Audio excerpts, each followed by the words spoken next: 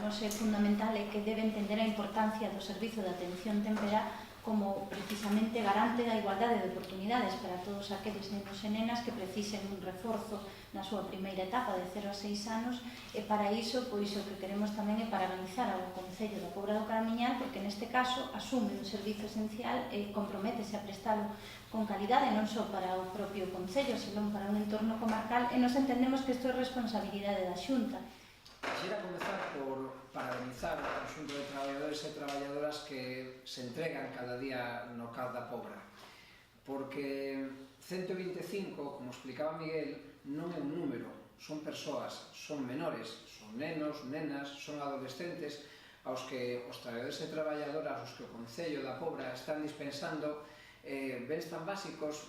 como é a educación, a inclusión social, facendo que un colectivo que é especialmente vulnerable teña oportunidades. Estamos falando da igualdade e do futuro da comarca, non solamente do Concello, tamén da comarca. Por iso hoxe vimos que a idea, despois de escoitalos, de levar ao Parlamento 3 iniciativas concretas que creemos que poden mellorar o servicio que se presta neste momento no CAD da Pobra e que pode redundar en beneficio de toda a comarca. En primeiro lugar, a necesidade de que o procedimento de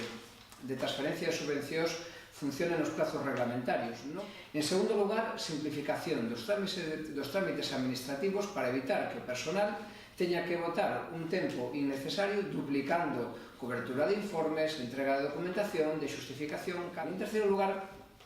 a mellora dos recursos humanos disponibles, é dicir, a mellora en primeiro lugar, do número de traballadores e traballadoras que están cumplindo estes servicios, porque a carga de traballo que teñen neste momento é notoriamente excesiva e iso redunda nun empeoramento da propia calidade do servicio que se presta.